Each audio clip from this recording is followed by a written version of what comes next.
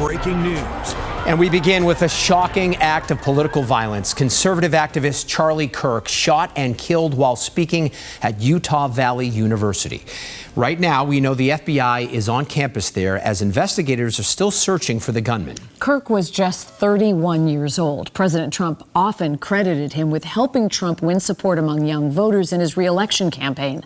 And our team coverage begins tonight with WBZ's Courtney back in studio with us and some of the new video, Courtney, of the shooting as it happened. Lisa and David, Charlie Kirk was speaking at an outdoor event, a forum he called Prove Me Wrong, where he invited students to challenge his views. Some students were being interviewed on a live stream when the shooting happened.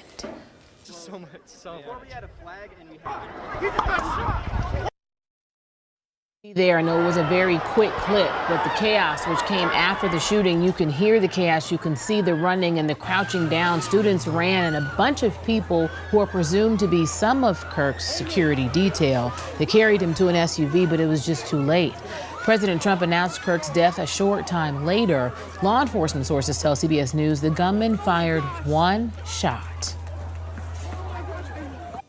Now, there is no suspect in custody right now. One person was detained but released. David, Lisa. All right, Courtney, thank you. Governor Maura Healey is saying tonight that she's praying for Kirk's family and posted this message on X. Violence has no place in our politics ever. What happened to Charlie Kirk is horrific, and we condemn it in the strongest possible terms. The growth of political violence, she says, in our country must be stopped. The chair of the Massachusetts Republican Party, Amy Carnevale, released this statement. Through his work engaging young people, Charlie had the pulse of college campuses like no one else. His aim was to bring thoughtful and civilized discussions to our young people.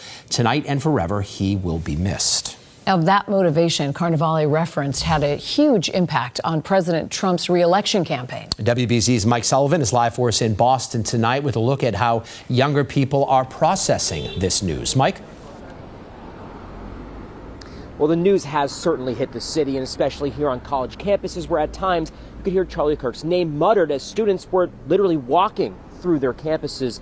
But the people we talked to still had somewhat of a polarized reaction. That said, most of the students we did talk to became somber, shocked by the violence. To illustrate how tense the political climate is right now, we talked to more than a dozen students, and none of them were willing to talk to us on camera. Several said they didn't want to be affiliated with the politics. One student even told us she feared being canceled for her comments. We spoke with the chairman of the Young Republicans chapter of Massachusetts, and here's his reaction. One of the things that I think has been great about America and has separated the United States from other countries in the world is we always settle our differences in debate and at the ballot box and not through these violent means. Well, the news is definitely still fresh on people's minds, with the majority of people that we talked to knowing about what has happened, and now they might have learned that he has passed.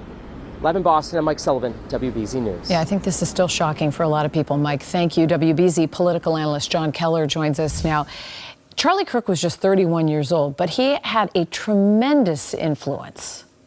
31.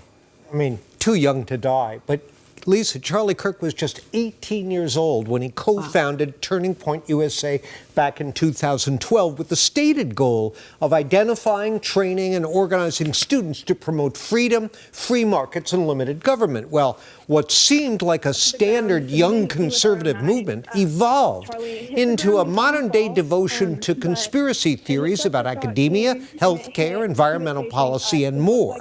That direction meshed well with an era of profound skepticism of mainstream institutions, the rise of online extremism, and the political success of Donald Trump. By Trump's own account, Kirk brought a keen understanding of how to use social media to connect with younger voters that helped power Trump's success, especially last year when Kirk and Turning Point successfully focused on mobilizing young voters and conservatives alienated from the Republican Party. You know, he was a persuasive fundraiser and polemicist and a gifted debater. That's what he was doing when he was murdered. And in many ways, an iconic figure of the Trump era right. Lisa, I can't offhand think of anyone sort of waiting in the wings to fill his role. No, I mean, he was singular, it seemed, in his influence, particularly with young conservatives. Absolutely. John, thank you. Thank you. Stay with WBZ and CBS News. We'll have the very latest developments in this ongoing story. David?